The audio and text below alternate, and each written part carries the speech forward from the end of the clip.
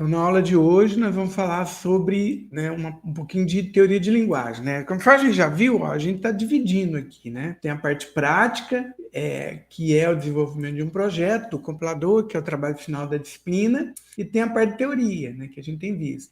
Na medida do possível, eu tenho tentado fazer, né, esse link, né, entre teoria e prática, né? A gente vê o assunto teórico, né, a gente implementa alguns algoritmos, etc. tal, e depois eu apresento para vocês ferramentas que implementam esse algoritmo para a construção do nosso compilador.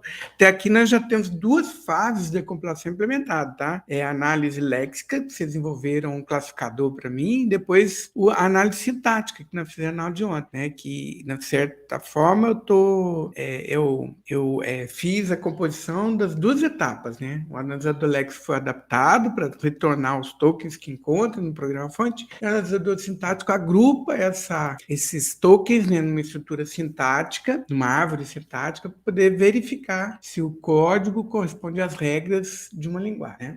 Na aula de hoje, pessoal, nós vamos falar de uma máquina, né? Eu vou repetir aqui um pouquinho, não está gravando. Uma máquina especial chamada máquina de Turing, né? Essa máquina aqui, ela tem muito a ver com autômato finito e autômato de pilha que a gente já estudou, né? Na verdade, o assunto máquina de Turing antecede os assuntos autômato de pilha e autômato finito. Tá? Assim, nos livros, os assuntos aparecem numa ordem diferente. Então, primeiro eu falo de autômato de finito, que é uma máquina mais específica, depois uma máquina um pouquinho mais geral, né, que é o autômato de pilha. Né? Esse tem aí uma estrutura infinita, que é a pilha, né? Mas eu só posso memorizar nessa pilha usando operações de empilha. E a máquina de Turing, que a gente vai ter uma fita que a gente vai poder ler e escrever, né? É o que a gente vai ver. Assim, do ponto de vista de pesquisa, a máquina de Turing aparece num trabalho em 1936, né? A parte de autômato de pilha, autômato finito, ele aparece lá em volta da década de 50, né? Quando surgem trabalhos relacionados ao desenvolvimento das primeiras linguagens de programação. Tá? Eu vou contar aqui um pouquinho da história, muito interessante, né? Então, vamos lá. O assunto aqui, né, está apresentado no capítulo 4 do livro, capítulo 3, pessoal, tá? Então, no capítulo 3 aqui do livro, né, tem, o título é A Tese de Church e Turing, né? Mas a gente vai falar principalmente sobre máquina de Turing, né? Então, esse é o capítulo 3, a gente está entrando no capítulo 3. Na disciplina falar sobre o capítulo 3 e o capítulo 4, e aí a gente encerra esse assunto, né? Eu vou falar sobre variantes da máquina de Turing, né? Algumas modificações que a gente podem ser implementadas, mas que não aumentam o poder computacional, tá? A gente tem uma equivalência 1:1 aqui entre máquinas de Turing, nessas que eu vou propor para vocês, e as variantes. E depois nós vamos fazer também uma equivalência entre máquina de Turing e algoritmos, certo? Essa é uma coisa bem interessante. Assim, do ponto de vista da disciplina, como é que essa teoria vai agregar, né? Como é que eu vou juntar isso daí com o nosso projeto compilador? De certa forma, esse é um assunto mais teórico, né? Algumas abordagens aqui poderiam ser empregadas, por exemplo, para a gente atacar o problema de análise semântica, a terceira etapa aqui do nosso compilador. De certa forma também, quer dizer, o processo de compilar é gerar código por uma máquina, né? Então a gente vai ter que fazer, né, uma equivalência, uma tabela de correspondência entre as estruturas sintáticas numa linguagem de alto nível e o código correspondente para uma máquina, né, para a qual a gente quer gerar código, né? Então, de certa forma, a gente vai propor aqui uma máquina, não uma máquina de Turing, mas uma máquina mais específica, né, para a qual a gente vai gerar código, né? Então, esse assunto aqui tem algumas importâncias, né? Mas ele, assim, de certa forma, nós vamos ramificar agora, nós vamos, a parte de teoria, né, vai ser uma discussão mais ampla do que esse projeto específico, do que esse problema específico aqui, que é construir esse programa chamado compilador. Certo? Só vou desligar meu vídeo aqui para ficar bem levezinho, né? É muito interessante, eu havia comentado ontem, eu vou abrir um parênteses aqui só para demonstrar para vocês, ó. Eu tenho feito as minhas aulas, estou gravando, etc., né?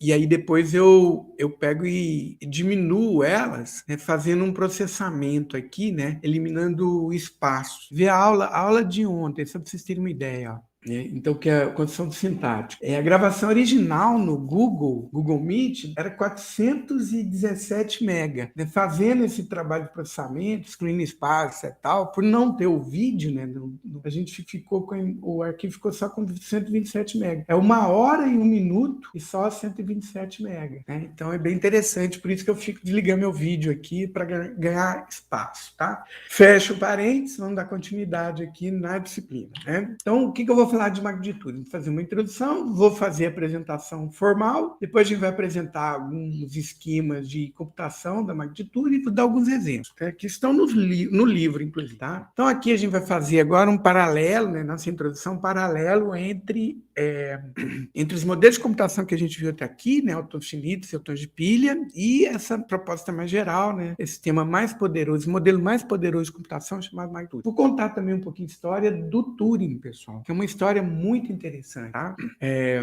Então, vamos lá. A gente aprendeu até aqui átomos finitos, que é um sistema de computação bastante interessante, mas que usa memória limitada, né?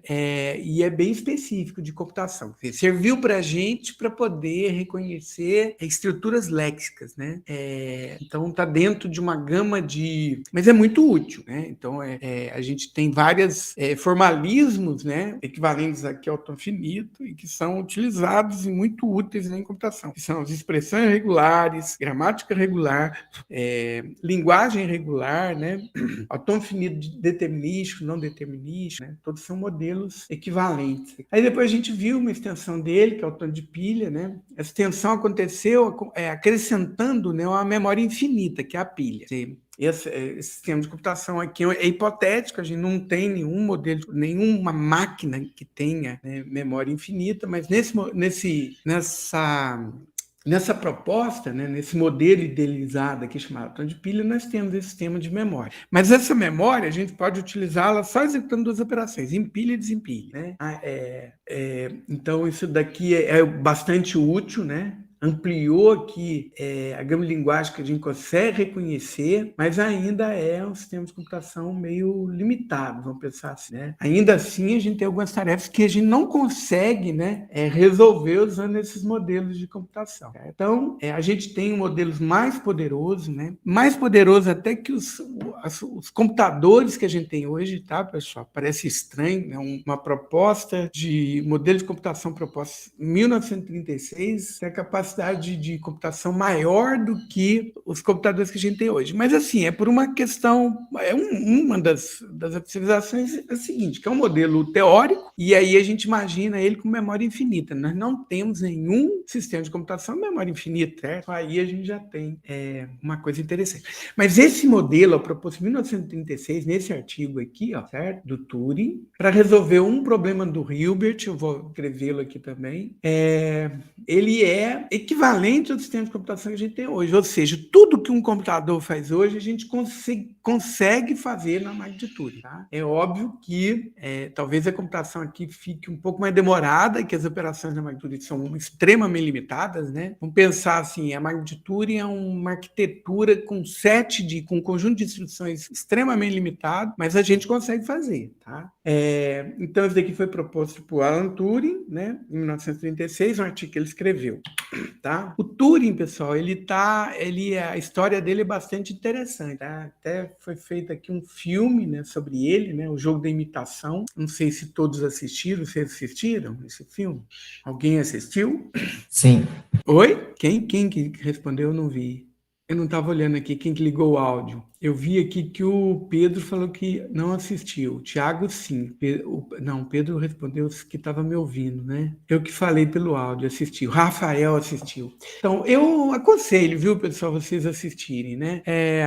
Não é um filme de ação, etc. Tal, mas conta uma parte da história, né, bastante interessante. Ficou escondida aqui, tá? Eu, para poder falar aqui um pouquinho sobre o Turing, eu vou ter que dar uns spoilers aqui do filme. Mas não vou atrapalhar, não, para quem não assistiu, tá? Mas é só para contar aqui, ó. Então, aqui está o Turing. Perceba que o autor, o ator, né, que é o mesmo que faz o Dr. Fantástico não, da Marvel, lá esqueci. É o mesmo ator de um personagem da Marvel agora. Ah, Doutor Estranho, Doutor Estranho. Ele é muito parecido, ó. Se vocês olharem aqui, ó. Oh, caramba, fui pro lado errado. Ué. Aqui, ó, se vocês olharem, pelo menos eles conseguiram representar bem, né? Mas deixa eu contar aqui um pouquinho a história dele. Atrás aqui, ó, tá a máquina, né, chamada Colosso, que foi utilizada, foi construída a partir das ideias aqui do Turing, né, em 1945. Provavelmente ele utilizou um pouquinho do conhecimento que ele tinha, né, a respeito de computação, né? Então essa ideia de computação, de certa forma, ele contribui também, né, com o trabalho dele. E o que aconteceu foi o seguinte: ele era um matemático brilhante e ele foi convocado por um grupo de pesquisadores para tentar decifrar, né, um código que era utilizado pelos nazistas, né, durante a Segunda Guerra Mundial. Quer dizer, o código era baseado numa máquina, tá, pessoal? Chamada Enigma. Essa máquina aqui, ó. Tá vendo? Então, o que era a máquina Enigma? É uma máquina que tinha ligar na eletricidade, tinha um monte de tecla, e você ia digitando aqui e acendendo umas luzinhas, tá? Então, ele fazia a troca. Por exemplo, digitei R e aparecia G, certo? Vamos ver se tem aqui, ó. Aqui tem um simulador dessa máquina Enigma, ó. Então, por exemplo, digito T, né? Ah, não, aqui não é aqui não. Ó. O teclado é aqui, ó. Digito T, aí o T cifrado é O. Digito U, o T cifrado é V, ó. Vou digitar o T de novo. Vai aparecer uma outra letra, H, tá vendo? Então, ele vai fazendo substituições nessa máquina Enigma. Como é que é feito, né? Tem uns rotores, tem um monte de cabo aqui que a gente consegue ligar, tá? Aqui, na verdade, é para fazer ligação. Tá vendo? Eu vou ligar um cabo no outro. E aí, essa é a configuração da máquina, né? O poder de embaralhar é muito grande, né? E como é que eles usavam isso daqui? Era através de comunicação via telégrafo, né? Que era a comunicação que existia na época. Então, um exército de um lado tinha essa máquina, o mesmo exército do outro lado tinha essa mesma máquina, eles faziam a mesma configuração, e aí eu digitava, né? Ele digitava, por exemplo, T, e aí mandava via telégrafo O, né? Aí a pessoa pegava U, e aí a pessoa digitava no telégrafo V, e daí por diante. O que acontece? Na hora que a pessoa recebia isso daqui do outro lado, né? OVH, por exemplo, se a pessoa digitar agora O, não, mas tem que estar com a mesma configuração, já mudei aqui a configuração, né? Mas aí o que acontecia? A pessoa fazia a mesma configuração e digitava a sequência que lia, aí aparecia o texto claro, era assim que acontecia, né? Então existia essa máquina, o exército nazista usava, e eles, né, convocaram alguns matemáticos para tentar decifrar, mas assim, era um problema complicado. E aí o Turing propôs, né, a construção de uma máquina, né, para poder fazer isso. E aí o spoiler é o seguinte, quer dizer, do meio para o fim, quer dizer, spoiler, história, vocês sabem, né, que no final os aliados conseguiram ganhar dos nazistas. E uma das coisas que fez com que fosse possível, né, o exército aliado antecipar algumas ações nazistas é que essa máquina aqui começou a dar resultado. Eles conseguiram decifrar, tá? Só que isso daqui ficou escondido na história por muito tempo. Por quê? Porque era um segredo de guerra. Vai que começasse uma guerra de novo, né? Os nazistas conseguissem se organizar, né? Aí o que ia acontecer? Ia ser necessário botar isso para funcionar de novo. Então isso daqui ficou um segredo de guerra, tá? E aí a história, né, que eu queria contar, e só para ilustrar aqui um pouquinho, é que é o seguinte, o Turing era homossexual, né? E aí os ingleses ficaram preocupados, né, dele, por causa da sexualidade dele, né, dele acabar entregando esse segredo de guerra, tá? Então ele foi muito perseguido, né? E acabou sendo condenado à castração química, né? Que é usar um monte de remédio para diminuir a libido, né? Aí o que aconteceu? Ele não aguentou, acabou se suicidando, tá? Essa que é a história. Então, um parênteses que eu faço aqui de novo é o seguinte, ó. Quer ver? Eu vou ver a idade dele. Quer dizer, ó, ele nasceu em 1912, morreu em 1954. Quer dizer, em 1912, pessoal, quer dizer, ele poderia ter vivido até o início da computação, com certeza, né? Que é lá em 1900, o início do microcomputador, por exemplo. Imagina o tanto que esse cara aqui poderia ter contribuído, né, para o desenvolvimento da computação, não fosse esse problema aí, né, de ter sido perseguido. E ele viveu pouco, se a gente olhar aqui, né, 42 anos, né? Morreu muito novo. Então, por causa de uma questão de de sexualidade, que não era bem entendido naquela época, né, teve esse problema. Uma outra coisa aqui bastante interessante, né, porque do nome do filme, tem uma cena lá que ele conta, porque do nome de Jogo da Imitação. O Jogo da Imitação é uma proposta do Turing também para definir o que é inteligência artificial, né? É o que a gente chama hoje de teste de Turing, né? Que nenhum sistema de computação conseguiu passar até hoje, tá? A ideia é que é a seguinte: como é que você sabe se um sistema é inteligente? Você põe o sistema inteligente de um lado e põe uma pessoa do lado. E aí, um entrevistador não sabe quem que é o sistema inteligente, quem que é a máquina inteligente, quem que é a pessoa. E aí ele vai ficar fazendo perguntas para um e para outro, né? Quer dizer, a gente vai poder falar que o sistema é inteligente se depois de muitas perguntas esse entrevistador não souber dizer quem que é a máquina inteligente e quem que é a pessoa, né? A pessoa real, né? Quando isso acontece, a gente tem um sistema inteligente. Então, esse jogo que ele propõe, hoje chamado de teste de Turing, é o jogo da imitação, que parece uma cena lá, né? E que dá nome ao filme, tá? Então, isso posto, né? Contei aqui um pouco da história do Turing, que é muito importante, uma figura muito importante na computação. Eu vou apresentar agora a máquina que ele escreveu, tá? O que é a máquina de Turing? Máquina de Turing é uma máquina parecida com o autômato finito. Então, vai ter estados, transição de estado, etc. Só que ele tem associado uma fita, tá? Que é onde a gente vai ler e escrever em cada passo da computação, que é infinita, é ilimitada, tá? E aí existem variações aqui. Pode ter uma fita, pode ter duas fitas, pode ser indeterminístico, pode ter pode ter um começo, né? E a outra extremidade é ilimitada, né? Então ela é limitada numa das extremidades. Quer dizer, existem vários sistemas, né? Várias variantes da máquina de Turing que a gente vai ver posteriormente, né? Então vamos ver aqui o modelo padrão e depois a gente vai estender, né? Então é um modelo parecido com um autofinito, mas que tem uma memória ilimitada, né? Esse modelo é mais próximo de um computador de uso geral de hoje em dia. A máquina de Turing faz basicamente tudo que um computador real hoje é capaz de fazer, tá? Só que de certa forma ainda é mais potente, porque nenhum computador tem memória ilimitada, né? E a máquina de Turing tem. Ainda assim, a máquina de Turing não é capaz de resolver alguns problemas de computação, né? Computabilidade é um assunto que a gente vai, vocês devem ter estudado já, né? Em disciplina de AIDS 3, né? E que a gente vai discutir um pouquinho também aqui, certo? É os limites da computação, né? Por incrível que pareça, tem determinados problemas que são simples da gente apresentar, é fácil de apresentar a solução, mas se a gente quiser a melhor solução, por exemplo, é necessário um tempo de computação tão grande que não adianta. A gente põe esse melhor computador que existe no mundo hoje e mesmo assim levaria um tempo que é proibitivo, né? Então, existem problemas que não podem ser resolvidos computacionalmente, tá? Inclusive, a máquina de Turing, esse modelo de computação proposto por Turing, ele aparece nesse artigo aqui para falar exatamente sobre isso.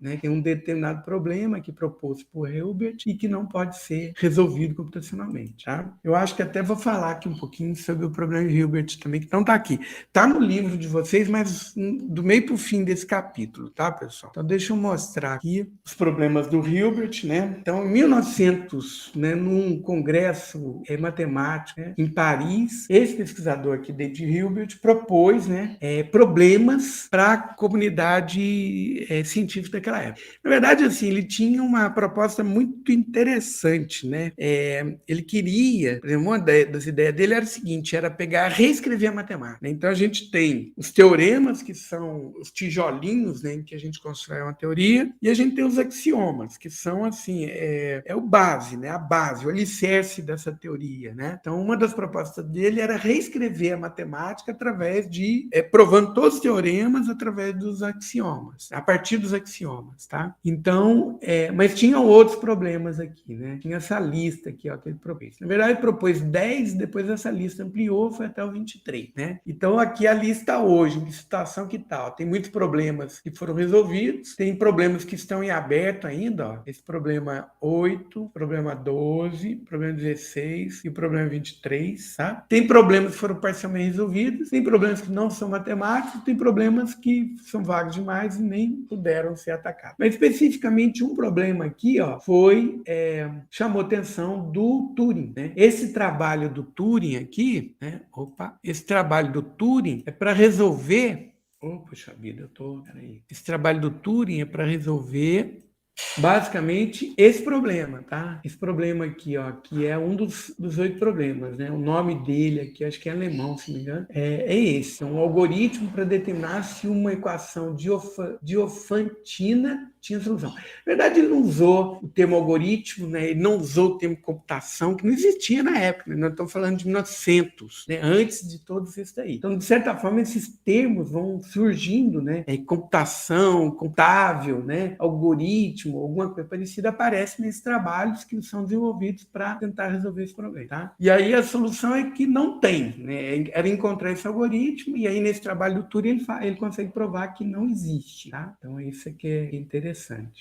Certo? O problema 10 ó, foi somente com o trabalho de Church-Turing, 1936, em casa, que definiu rigorosamente a noção de algoritmo, né? E aí, esse é o trabalho mais recente, 1970, estabeleceu uma equivalência entre conjuntos recursivamente enumeráveis, não vamos ver o que significa isso, e esse conjunto de Diofantinos, né, que era a base desse problema, e estabeleceu que tal algoritmo não pode existir. Quer dizer, na verdade, estavam buscando algoritmo e chegou-se à conclusão que esse algoritmo não existe, certo?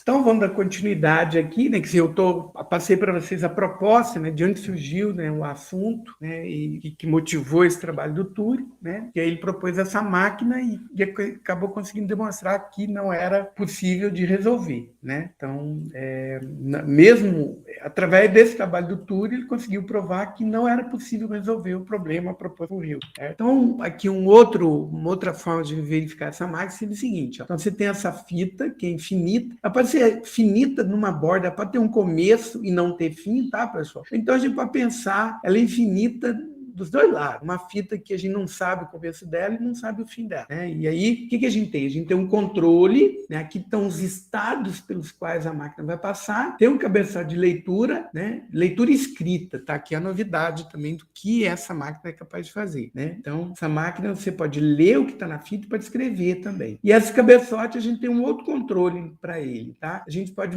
mover ele para a direita na fita ou para a esquerda. Então, a gente pode pensar ele parado e a fita mexer, né? A gente pode mexer a fita, né, para a esquerda para ler o que está na direita ou mover a fita para a direita para ler o que está na esquerda do cabeçote, né? Então a gente vai pensar o cabeçote andando, fica mais fácil, senão a gente tem aqui um problema de referência, né, que pode tornar aqui essa discussão um pouquinho complicada. Então vamos pensar que o cabeçote é que move, tá? Então mover o modelo de máquina de Turing usando fita ilimitada, né, que é a memória. Então eu vou ler e escrever nessa memória que é a fita. E tem um cabeçote que pode ler e escrever símbolos e mover sobre a fita, para a esquerda, para a direita, né? Em alguns modelos a gente pode pensar que pode ficar parado. Inicialmente a fita contém a cadeia de entrada, então o que eu quero processar, eu vou escrever nessa fita e vou posicionar o cabeçalho no primeiro símbolo, né? E depois da minha entrada a gente vai ter valores em branco, né? Então a gente pode pensar valores em branco antes do valor que eu estou escrevendo e depois também, a gente vai ver isso. Para armazenar informação, a máquina escreve na fita, tá? Então eu posso escrever, sobrescrever ou escrever em algum lugar disponível na fita, né? Que é dessa forma eu estou gravando alguma informação. Posso estar produzindo um resultado de computação e escrever na fita, certo? Para ler novamente, a gente pode mover a cabeça para o início da fita, para uma determinada posição da fita, né, onde a informação foi escrita. Então, eu posso, por exemplo, andar na fita toda, chegar no branco, depois voltar na fita toda e chegar no primeiro. Então, posso ficar indo e voltando aqui na fita, né, para ler novamente a informação que eu estou processando. Os modelos de computação que a gente viu até aqui, o tanto finita, o tanto de pilha, a gente imagina a computação acontecendo sequencialmente, né? Então, eu vou lendo e pulando para o próximo símbolo, eu não volto no símbolo que eu já processei, né? Esse esquema eu acho que não acontece. A máquina computa até que decide produzir uma saída, e as saídas possíveis são aceite ou rejeite, tá? Então, essa saída a gente pode pensar ele escrever na fita, né? Aceitei ou rejeitei, ou então chegando no estado especial, simplesmente, né? Isso daqui pode representar o início, né, da sequência em que eu vou escrever na fita aceite ou rejeite.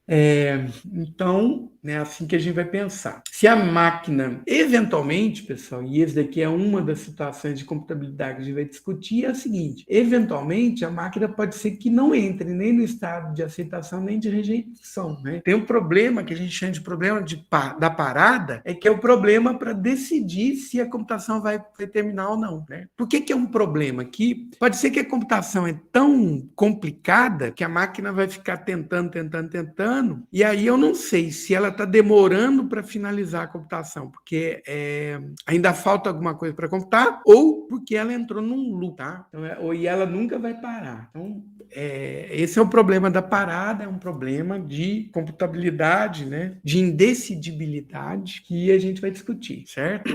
Então, aqui a ilustração, quer dizer, na verdade, isso daqui não é a máquina, ele não construiu fisicamente, né, essa máquina. Talvez ideias dessa máquina, né, tenham sido utilizadas aqui nesse computador aqui, né, que eles chamavam de bomba, tá, pessoal? O Colosso. Né? Por quê? Porque essa máquina, a gente está aqui, ela testava, ela produzia, ela gerava aleatoriamente configurações para a máquina de Turing, para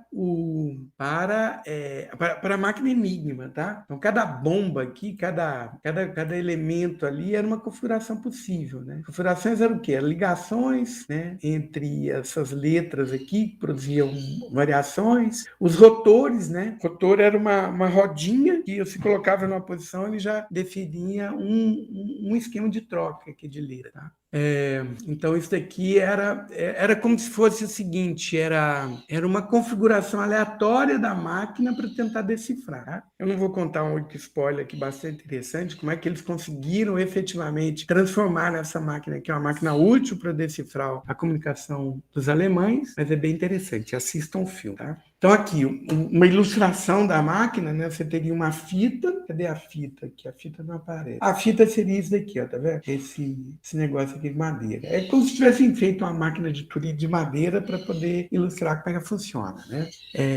Então, a máquina pode ler e escrever na fita. Então, tem aqui o cabeçote de leitura, ele pode estar escrevendo ou lendo. O cabeçote de leitura pode mover-se para a direita ou para a esquerda. Então, na verdade, é a fita que move, mas a gente pode pensar essa cabeçote andando aqui para ler o próximo símbolo ou voltando na fita. Essa fita é infinita, nesse caso aqui, essa fita é finita, né? Óbvio, como é que você faria, né? Não tem jeito. E os estágios finais de aceitação têm efeito imediato. Então, se chegou no estágio de aceitação, ela para, dizendo que reconheceu, né, o que a gente pôs para ela processar, ela aceitou o que eu coloquei para aceitar, ou ela rejeita, né? Porque ela não reconhece, né, o que eu passei para ela processar. Então, para verificar informalmente, depois a gente vai construir uma máquina para isso, vamos ver como é que essa máquina funciona. Né? Então, vamos pensar aqui como é que seria o processamento, né, para verificar a pertinência desse tipo de linguagem aqui, usando notação de conjunto, tá, pessoal? O que seria essa linguagem? Quem que poderia me descrevê-la aqui? Só olhando o que está anotado usando matemática aqui. Vamos lá.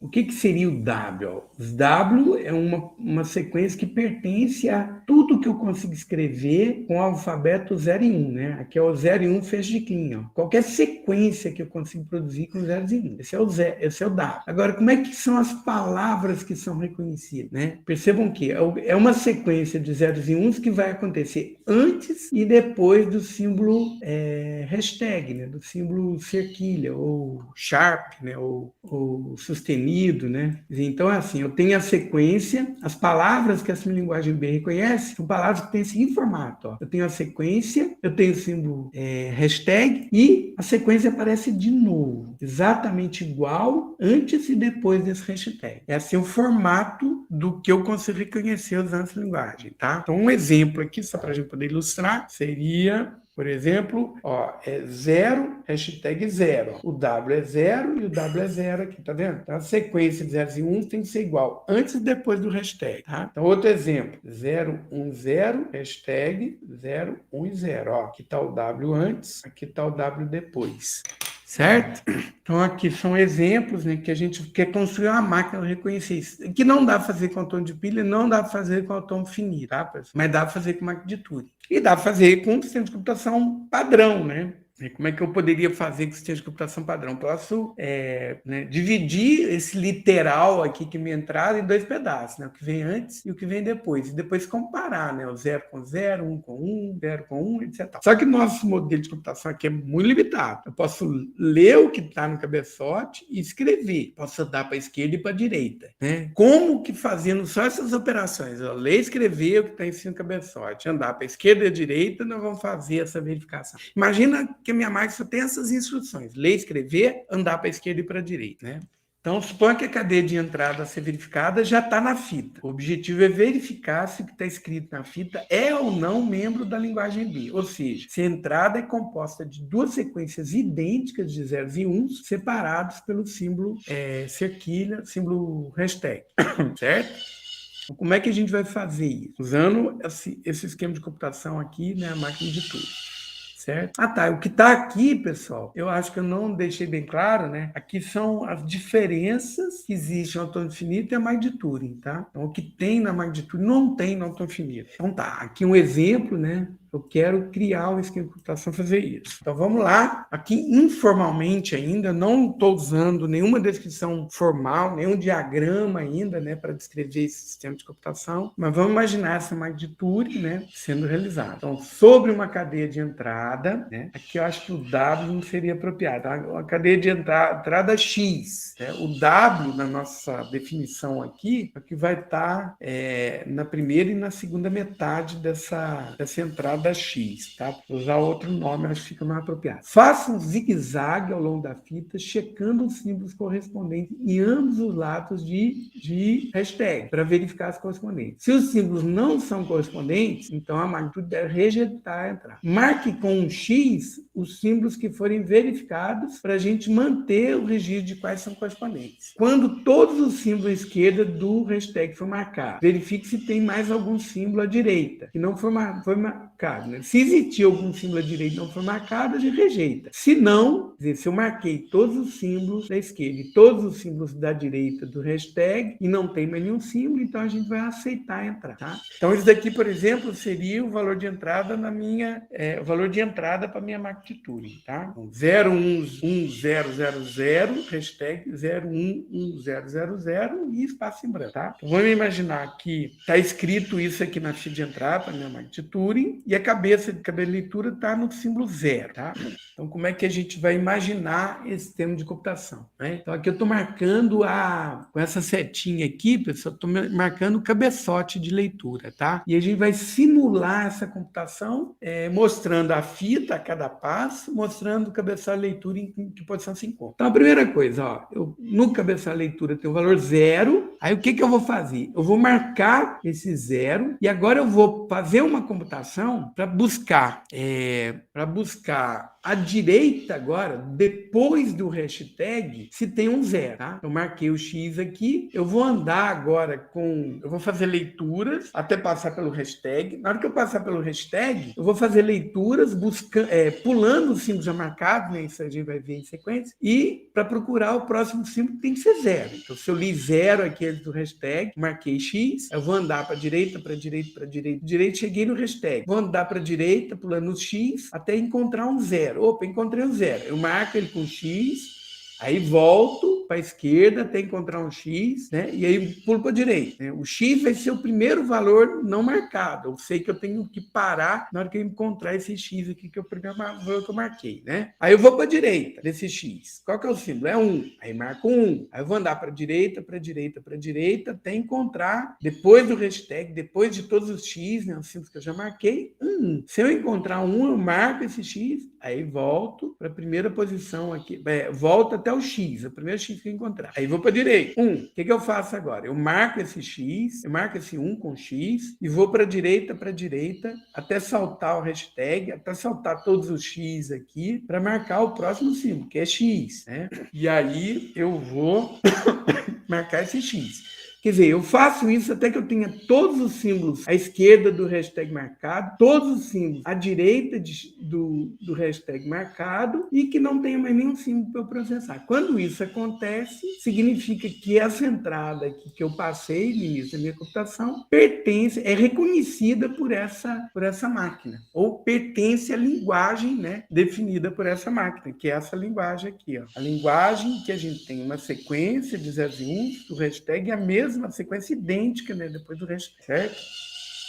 Então, informalmente, é esse o esquema de computação, mas vamos ver formalmente como é que a gente vai escrevê-lo, né? No caso, né, a definição de formal de uma máquina de Turing, no livro do Sitzer, é uma cétupla, né? Cétupla, a gente fala, acho que é isso mesmo. Quer dizer, é um conjunto ordenado de 7 elementos, tá? Quais são os elementos desse conjunto ordenado? O conjunto de estados, o alfabeto da fita, não, o alfabeto da linguagem, tá? O alfabeto da fita, as transições, o conjunto o estado inicial, quer dizer, Q0 pertence a Q, tá? O estado de aceitação, que aceita pertence a Q, e o estado de rejeição, que rejeita pertence a Q, tá? Então, esses Q0, que aceita, que rejeita, são estados especiais aqui do conjunto de estados da minha máquina de Turing, tá? Aqui, a máquina de Turing aqui no livro do Sitzer é apresentado como um conjunto de 7 elementos, tá, pessoal? Outros autores, né, definem a máquina de Turing usando uma definição um pouquinho diferente. Se não me engano, o Newton define a máquina de Turing como uma óctupla. Deixa eu só conferir aqui, isso é uma coisa que eu lembrei agora, que eu fiquei curioso. Ué, não estou com medo do Sitzer, Peraí, eu tenho aqui uma versão desse livro. Só um minutinho, pessoal. Só para ver a definição do Newton, para a gente fazer um paralelo aqui. Isso é muito interessante também, que a gente faça isso. Tá, esse é o livro do Newton, tá? Tá, parte de autômato, remo do moviamento, e tá longe ainda. Botão de pilha e vai longe, peraí. Aqui ainda é gramática ali de contexto. Tá. Aqui, ó, a máquina de Turing. Vamos ver como é que ele define aqui, né, formalmente. Aqui, ó, a máquina de Turing é uma óctupla, tá? Então, ele define aqui, ó, nessa óctupla, um pouquinho diferente. É o conjunto de estados, alfabeto da linguagem, alfabeto da fita. Isso daqui é uma marca de início, é o primeiro símbolo na fita, né? O branco, ele coloca aqui na definição dele também, conjunto de transições, o estado inicial, o conjunto de estados finais. Então, uma definição um pouquinho diferente aqui, tá, pessoal? Mas são equivalentes, né? Se a gente pegar, é possível a gente fazer a tradução, né, das máquinas definidas formalmente, né, usando a notação do Newton para a notação do Sitzer, tá? Então, é só uma questão de notação mesmo. Cada um tratou, né, a definição da máquina de Turing um pouquinho diferente, mas são equivalentes, tá? Então, aqui eu defino, por exemplo, os estados. Ele deu ênfase aqui, né, a representar os estados, né, de aceitação e rejeição. Lá ele apresenta só o estado final, né? Então, quer dizer, se eu não chegar no estado final, significa que eu estou rejeitando, eventualmente, certo? A função de transição, que é o mais importante aqui, ela é definida formalmente assim, ó, ela tem 2 parâmetros, né? O estado e o que eu estou lendo na fita. E aí ela vai, a operação, né? O resultado da função é o quê? Um novo estado, o valor que eu vou escrever na fita e que direção que eu vou andar na fita, esquerda ou direita, tá? Então, se M está no estado Q e a cabeça de leitura está sobre a célula A, né? Então, ó, estado que a máquina se encontra é Q. A cabeça de leitura está sobre um símbolo A, né? Se eu fizer a transição QA, RBE, significa, quando eu leio esse A e estou no estado Q, eu vou escrever eu vou pular para o estado R, então o estado para o qual eu vou aqui da minha máquina vai para o estado R, eu vou escrever B na fita e vou andar para a esquerda. Então, quer dizer, no lugar do A que eu vou escrever B e eu vou mover o cabeçote para a esquerda, tá? É basicamente isso, né? A operação, o que a minha máquina processa, né? Então, a instrução da minha máquina, né? Operação que a minha máquina de Turing realiza é definida através da função de transição aqui, que é uma operação bem simples, né? A gente pode representar isso daqui numa tabela, né? Então, tenho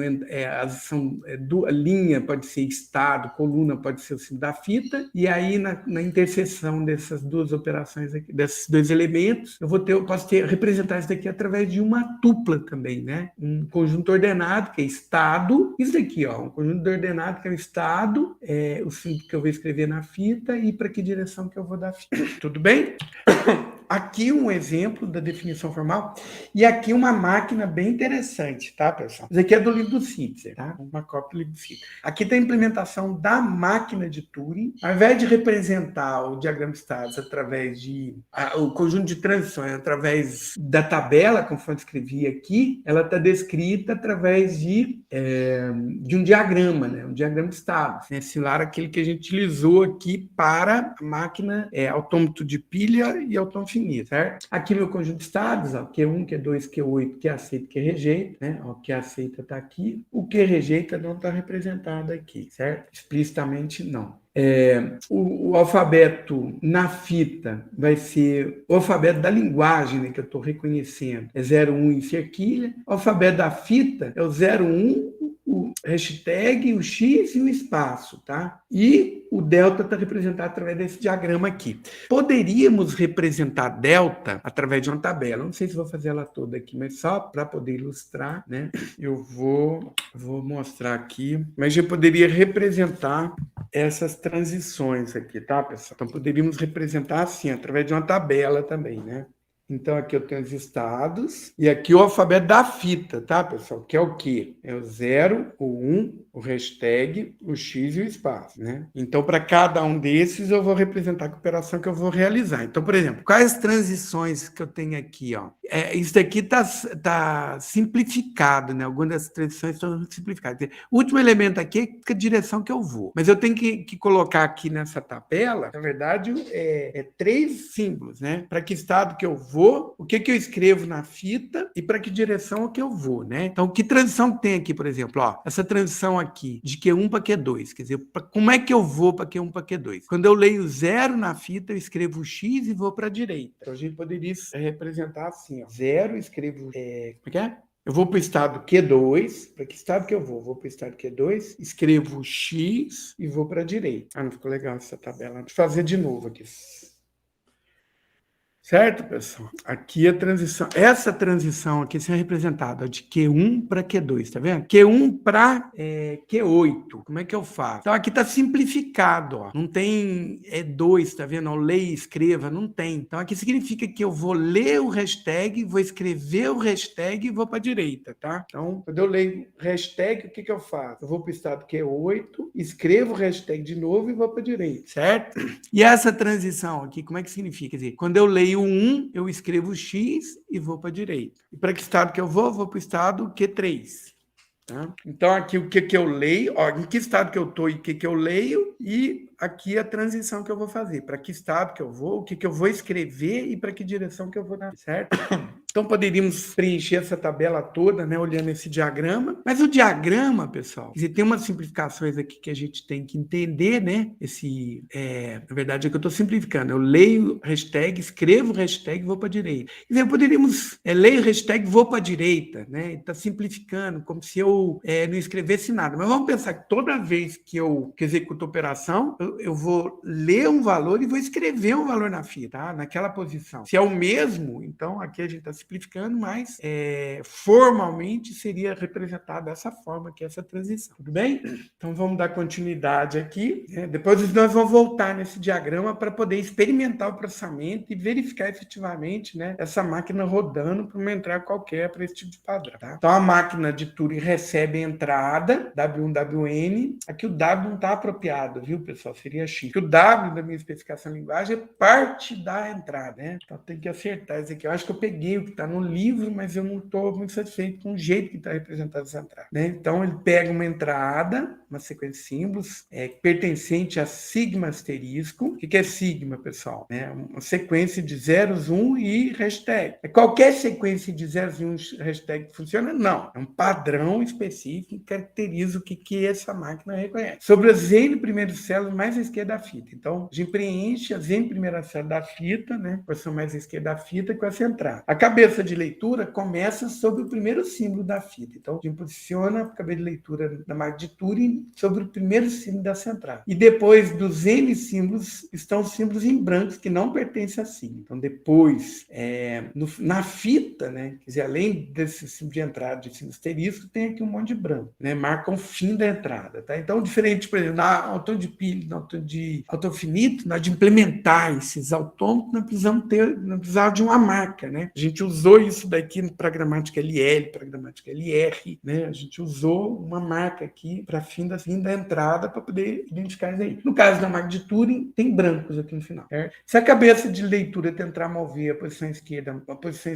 além da primeira fita e permanece na primeira posição. Esse é um problema, um esquema de computação proposto aqui, mas a gente poderia pensar que ele poderia escrever a esquerda da entrada também, né? Ou passar pelos brancos que estão à esquerda da entrada. A gente poderia imaginar a esquerda da entrada brancos, tá?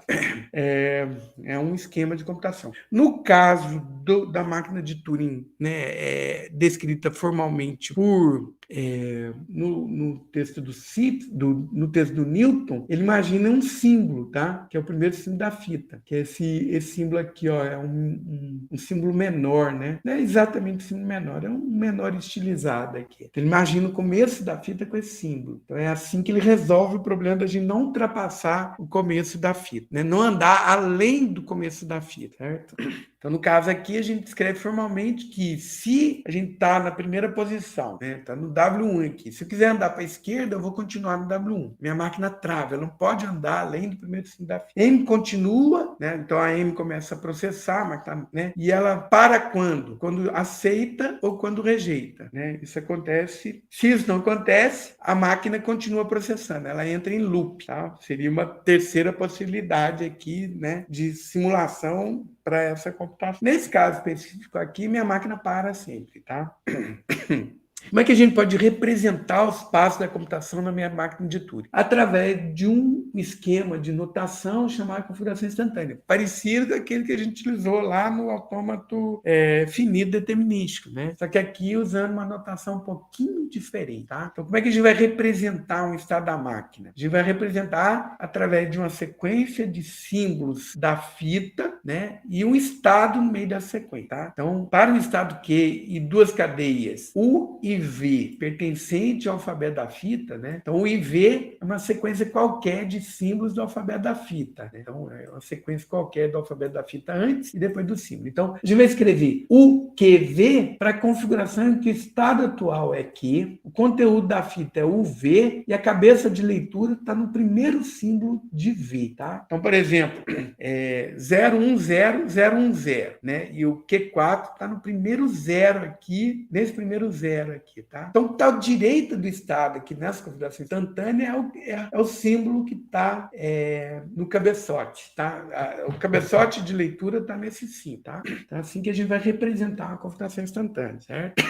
E aqui, como é que seriam as transições, tá, pessoal? Então, por exemplo, eu tenho aqui A, o estado QI, B, uma sequência V. O U e o V aqui representam sequências, tá, do alfabeto da fita. A e B são símbolos do alfabeto da fita. E o QI, um estado, né? Então, para a transição Q1, QI, B, né? Então, se eu estou no estado Q1, o cabeçalho de leitura está em B, e eu executo essa transição aqui, ó, QJ, C e E, o que vai acontecer? Quer dizer, eu vou escrever o QJ, não, eu vou escrever o C, eu vou pular para o estado QJ e vou andar para a esquerda, né? Então, como é que eu faço isso? Quer dizer, eu estou aqui em cima do B, e aí eu estou no estado QI e a cabeça está em B, e eu estou mandando ir para o estado QJ, escrever C e ir para a esquerda, né? A configuração instantânea vai ficar desse jeito aqui, ó. Eu estava aqui nessa posição, eu vou andar para a esquerda, né? Olhando o desenho da fita aqui, eu acho que vai ficar mais fácil da gente entender, ó, pessoal. Vou mostrar aqui o desenho da fita para essa configuração instantânea. Então, como é que seria a fita para essa configuração instantânea? Ó? Então, eu tenho o estado, eu estou no estado QI, né? E o cabeçalho de leitura está em B, certo? Aí, o que está mandando essa transição aqui? Eu pular para o estado QJ, né? Vou mudar para o estado QJ, escrever C e ir para a esquerda, certo? Então, essa transição aqui, ó, delta, QI, B, transição é QJ, C e vai para a esquerda. Como é que isso acontece na fita, ó? Então, no lugar do B, a gente vai escrever C, né? O cabeçalho de leitura vai andar para a esquerda e o estado que eu vou me encontrar é o QJ. É basicamente isso, tá? E como é que a gente representa isso como configuração instantânea, né? Isso como configuração instantânea é assim, ó. O A, o QI, o cabeçalho de leitura está em cima de B, V, né? E essa configuração instantânea, como é que a gente representa? O QJ, né? Opa, QJ, o cabeçalho de leitura está em cima do A, C, V, né? Essa é a configuração instantânea para essa representação aqui da minha máquina de Turing, essa configuração instantânea para essa configuração da minha máquina de Turing, certo? Então, só para a gente poder ver, né, como é que seria esse esquema de computação. Casos especiais podem ocorrer nas extremidades, no início e no fim, né? Então, o estado inicial seria isso daqui, ó, QI, BV, quer dizer, não tem nenhum símbolo à esquerda, ou seja, eu estou no começo da minha entrada, né? E o cabeçalho está no primeiro símbolo da minha entrada. Então, um movimento para a esquerda, né? Escrevendo o C, ele vai continuar na mesma posição. Ele não consegue avançar além da primeira posição nessa máquina de Turing, né? O jeito está descrito essa máquina de Turing, tá? E outra coisa também, assim, ó, o AQI, né? Quer dizer, o QI é o último símbolo. O QI está além do último símbolo da minha entrada. Ou seja, ele não está especificado aqui, mas a gente pode imaginar que o cabeçalho de leitura está em cima do símbolo branco, que é o que vem depois da minha entrada na fita, né? Na máquina de Turing. Tá? O estado inicial da minha máquina de Turing é o estado inicial da máquina e a minha entrada. A configuração de aceitação é o estado. Quando eu chego no estado que é aceita, a máquina para e já finaliza o processamento, né, aceitando a entrada. O estado de rejeição finaliza a entrada e para também. Né? Um estado de rejeição também, que a gente poderia imaginar, seria o seguinte, pessoal, por exemplo, não existia transição, né? Se eu estou no estado e não tem transição para aquela entrada, então é uma rejeição também. Seria uma outra forma de representar essa rejeição. Então, a máquina de Turing aceita a entrada W se a gente tem a sequência de configurações, né? Então, eu vou produzindo uma sequência de configurações e a última configuração, eu estou no estado de aceitação. Quando isso acontece, significa que minha máquina de Turing aceitou uma entrada, tá? Antes de continuar aqui, vamos fazer esse processamento. Acho que isso tem no material e eu não representei aqui, pessoal. Acho que foi uma falha minha. Eu estava relendo ontem, né, para poder apresentar para vocês, mas eu não fiz aqui. Vamos fazer para uma entrada bem simples, usando aqui a minha máquina de Turing, um esquema de processamento. Vamos entender a máquina de Turing. Então, para essa máquina de Turing, acho que tem no slide ele separado. Para essa máquina de Turing, vamos fazer aqui, através de configurações instantâneas, né, a representação, o processamento dela. Então, vamos, por exemplo, pegar uma entrada aqui. Ó. Minha entrada é essa daqui, né? É 01, cerquilha 01, certo? Pertence a essa linguagem? Pertence, ó. A mesma sequência antes e depois, né? O seu processar vai ter que dar certo. Então, vamos ver como é que seria a configuração inicial aqui, ó. Vai ser Q1, 01, cerquilha 01. Isso daqui representa o quê? Representa a minha máquina na seguinte configuração. Então, eu estou no estado Q1, certo? Meu cabeçalho de leitura está em cima do primeiro símbolo, que é o 0. Né? Porque eu estou lendo aqui esse 0, o primeiro símbolo que aparece depois do estado aqui nessa configuração instantânea, tá? Então, o que eu faço quando eu leio 0? Eu vou escrever X e vou para a direita, né? E pulo para o estado Q2. Então, ó, o que vai acontecer aqui? Eu vou escrever X, eu vou para a direita, para o estado Q2, e o que falta ler aqui da minha entrada, né? Essa vai ser a configuração instantânea em sequência. Eu estou aqui no estado Q2 agora. Se eu leio aqui, ó, está representando o seguinte, ó, pessoal. Se eu leio 1, eu escrevo 1 e vou para direita, se eu leio 0, escrevo 0 e vou para direita. Então, nesse caso, e continuo no estado Q2, tá? Então, eu vou ler 1, escrevo 1 e vou para direita. Minha configuração instantânea vai ser essa daqui, ó. Certo? Ó, é X, 1, Q2, cerquilha 01. Então, fiz isso. Quando eu encontro o hashtag, o que eu faço? Eu leio o hashtag, escrevo o hashtag e vou para direita. E pulo para o estado Q4. Vai ser essa a minha configuração. Escrevi hashtag e vou para o estado Q4. Certo?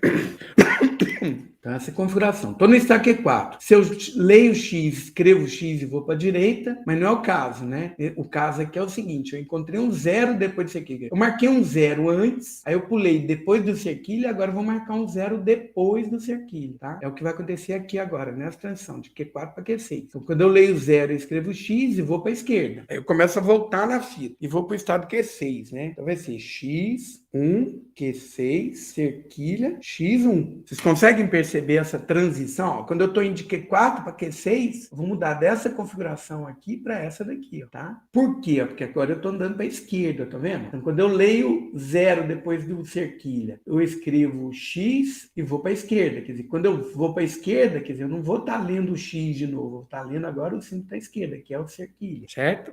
Então, eu vou mostrar aqui na fita para ficar mais fácil. Ó. Então, marquei um X aqui, 0, cerquilha, né? 0, 1. Eu estava aqui no estado Q4, certo? O que eu fiz, ó, pessoal? Eu escrevi um X aqui, mudei para o estado Q6 e vim para a esquerda. Então, essa configuração aqui que a gente vai ter, ó.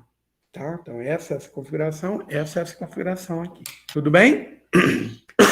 Então, cabeça da leitura está em cima do símbolo, cerquilha agora, né? O hashtag. O que eu faço? Quer dizer, enquanto tem zeros e uns, eu escrevo 0 e 1. Enquanto tem zeros e uns e x, né? Eu escrevo 0 e 1 e x. Não é o caso. Quando tem hashtag, eu escrevo hashtag e vou para a esquerda, tá? Então, a configuração vai ser essa daqui, ó. Estou no hashtag, eu escrevo hashtag e vou para a esquerda. E vou para o estado Q7, certo? No estado Q7, vamos escrever aqui a configuração. A configuração vai ficar assim, ó. X. Opa, eu estava escrevendo errado aqui, ó. Q1, tá? Então vai ser. Como é que vai ser a configuração? Vai ser X, Q7, 1, hashtag X1, tá? Então, passei pelo hashtag. E quanto tem zeros na cabeça da leitura? Escrevo 0 e vou para a esquerda. Tem 1, escrevo 1 e vou para a esquerda. Não é o caso, né? Não, é o caso, é o caso. Então, eu tenho 1 aqui no cabeça da leitura. O que eu faço? Escrevo 1 e vou para a esquerda. Então, minha configuração vai ficar assim, ó. Tá? Então, o meu cabeça da leitura está em cima de um X agora. O que eu faço? Escrevo o X, vou para a direita e volto para o estado Q1. O que a gente fez até aqui, pessoal, nessa máquina de Turing? Ó, eu tinha um 0, eu escrevi X, fui até depois do cerquilha, né, procurar um 0 naquela posição, escrever um X nessa posição e aí voltei para o início da fita. Então, ó, eu fiz essa correspondência aqui. Ó, tem um 0 antes, eu tenho um símbolo aqui no início da minha entrada, eu tenho o mesmo símbolo depois do cerquilha nessa minha entrada. Então, eu verifiquei essa correspondência aqui. Ó. Tinha um 0 e um 0. Aí voltei. Agora eu tenho um 1, eu tenho que procurar um 1 depois do cerquilha, né? Quando eu tiver marcado todos antes do cerquilha e todos depois do cerquilha e não tiver mais ninguém, né? Depois desse símbolo aqui tem vazio, significa que a minha entrada que o que eu estou analisando aqui pertence à linguagem que essa máquina reconhece, tá? É o que a gente vai fazer agora, ó. Eu tenho um 1, eu estou no estado Q1, tenho 1. O que eu faço? Escrevo X e vou para a direita. Eu estou no estado Q3. Se tem 0 à direita, escrevo 0, vou para a direita. Se tem 1, escrevo 1, vou para a direita. Mas não é o caso. Está aqui na cabeça da leitura é o cerquilho. Então, eu vou escrever o cerquilho e vou para a direita. E vou para o estado Q5 aqui, tá, pessoal? Certo? Então, estou nessa configuração aqui. Em Q5, se eu leio X, eu escrevo X e vou para a direita, continuo no mesmo estado. Certo? E aí, eu estou procurando o 1 que eu marquei antes aqui do cerquilha, agora eu estou verificando se está aqui depois do cerquilha. Se fosse 0, eu tenho alguma transição prevista aqui de Q5 para 0? Não tem, né? Então, é como se eu estivesse indo para o estado de rejeição, tá, pessoal? Que não está explicitamente desenhado aqui, mas que no processamento, ele, como não tem aquela transição, não tem o que fazer, minha máquina para e rejeita. Se eu cair numa célula aqui da minha tabela que não tem valor anotado, significa que eu estou rejeitando, né? Então, não está explicitamente informado aqui como um estado. Não poderia fazer, né? Toda transição não prevista aqui, eu poderia desviar para um estado que rejeita. Só que aí ficaria muito populado aqui meu diagrama, tá? Por isso que eu não estou fazendo assim. Então tá, mas existe essa correspondência, nós acabamos de ver. Então, um que eu marquei na fita antes do cerquilho, agora eu estou marcando a fita depois do cerquilho. E eu começo a voltar na fita, ó. Então, eu vou escrever X, começo a voltar. E vou para o estado Q6. Certo? O símbolo que eu estou vendo na fita agora é X, então eu escrevo X e vou para a esquerda. Então, o símbolo que eu estou lendo aqui na fita é esse X, né? Então, eu escrevo X, continuo no mesmo estado e vou para a esquerda. O símbolo que eu estou lendo aqui agora, o cabeçalho está em cima do cerquilha. Para onde que eu vou? Escrevo cerquilha e vou para a esquerda. Vou para o estado Q7. Tá? Quando encontro um X 0 e 1 aqui, né? Eu continuaria no próprio estado, mas não é o meu Q7. A cabeça da leitura está em cima do X. E aqui tem, ó, quando eu estou no estado Q7 e leio um X, eu vou para a direita. Escrevo X e vou para a direita, né? E volto para o estado Q1. Então, vou continuar aqui, tá, pessoal? Então, vai ser X, eu vou para a direita, né? Então, Q1, cerquilha, XX, certo? No estado Q1, quando à direita tem um cerquilha, significa que eu já processei tudo que estava à direita da fita, né? Quer dizer, o primeiro símbolo aqui depois do cerquilha já é um X, então voltei o cabeçalho de leitura para o hashtag. Então, o que eu faço? Eu escrevo hashtag e vou para a direita. E pulo para o Stack 8. Só de leitura agora está em cima de um X, né? Então, o que eu faço? Enquanto eu estou lendo o X, eu escrevo o X, vou para a direita e continuo no mesmo estado. Então, vai ser isso, ó, XX, cerquilha, XQ8, X. E vai fazer de novo, XX, cerquilha, XQ8, tá? Ó, eu não representei ali, mas o cabeça da leitura agora está em cima de um branco, né? Então, se depois eu processei. Aqui tinha um estado de rejeição também. Eu percebo que se depois que eu processar esse tanto de X aqui tiver um 0 ou 1, significa que tem mais símbolos depois do hashtag do que antes, né? Tem alguns símbolos aqui, quer dizer, o prefixo de X está aqui, mas se tiver mais algum 0 e 1, então teria que ir para o estado de rejeição também, que não está representado aqui, tá? Mas se for branco, para onde que eu vou? Vou para a direita e vou para o estado de aceitação. É exatamente o que acontece, né? Eu vou para a direita e coloco o estado de aceitação. Então ficaria assim, ó, XX, cerquilha. Ah, tá. Se tem branco, eu escrevo branco e vou para a direita. Então vai ficar XX, branco, e que aceita, que é o fim do meu processamento. Ou seja, essa entrada aqui, 01, cerquilha 01, pertence à linguagem definida, reconhecida por essa máquina de Turing, certo? Tudo bem, pessoal? Alguma dúvida até aqui? Alguns exercícios vocês vão ter que fazer esse processamento aqui, vocês vão ter que realizar essa computação. No livro, na página 151, no livro do CITES, na página 151, tem uma sequência de processamento para essa máquina aqui, tá? Que é bem interessante, é uma máquina que reconhece entradas que são potência de 2, de zeros, né? Quantidade de potência de 2 zeros. Por exemplo, 1 zero é potência de 2 de zero. Por exemplo, 2 elevado a 0 é 1, 0 elevado a 1 seria repetição de 0 uma vez só. 2 elevado a 2, 2 elevado a 1 é 2, né? 0 é dessa linguagem. 2 elevado a 2 é 4, então 0 é potência de 2 também. 2 elevado a 5, 2 elevado a 5 é 2 elevado a 4 é 8. 2 elevado a 5 é 16, né? Então, 16 zeros também é potência de 2 de zero. Como é que ele faz isso daqui? É bem interessante. Nós vamos discutir na aula de amanhã. Tudo bem?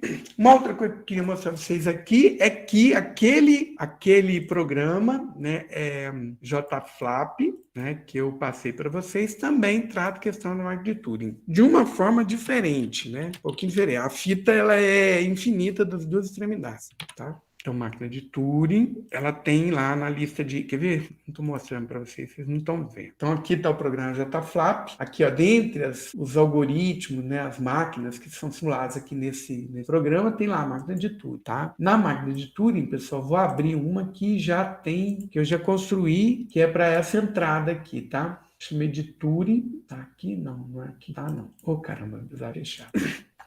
Não está aqui, ilustração, exemplos do livro, pontos exemplos. Ué, eu gravei aqui ontem, exemplos do livro. Também não. Ué, gente, ilustração e compiladores, também não.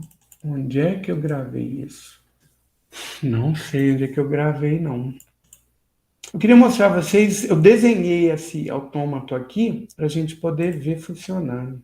Ah, tá. Eu vou deixar para a aula de amanhã. Amanhã eu mostro para você. Vou procurar aqui. Eu gravei, eu tenho certeza que eu gravei, só que eu não tô achando. Aí eu vou...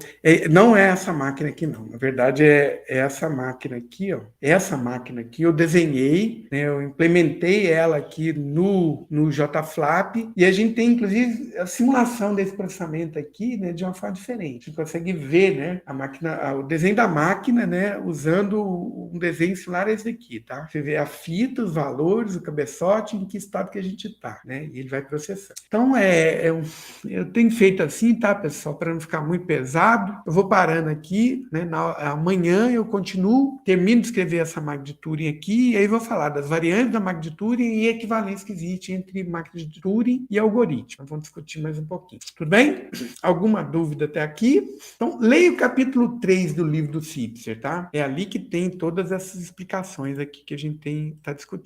Então, no livro do Sipser, esse livro aqui, ó, tá? Capítulo 3 é que tem essa apresentação. Ele é curtinho, não é muito grande, não, mas é legal dar uma lida, porque aí tem uma explicação de tudo que a gente está falando, né? Talvez fique mais claro, né, para vocês entenderem o que está sendo falado. Tudo bem? Eu vou interrompendo aqui, então, né? Continuamos na aula de amanhã, no ponto que eu parei aqui. Quer dizer, o que eu fiquei de fazer é apresentar a vocês, né, dentro do software JFlap, esse modelo de computação. Dúvidas, pessoal? Se não tem dúvida, eu vou interromper aqui a gravação e vou parar a minha apresentação. Então, vejo vocês amanhã, nesse mesmo horário.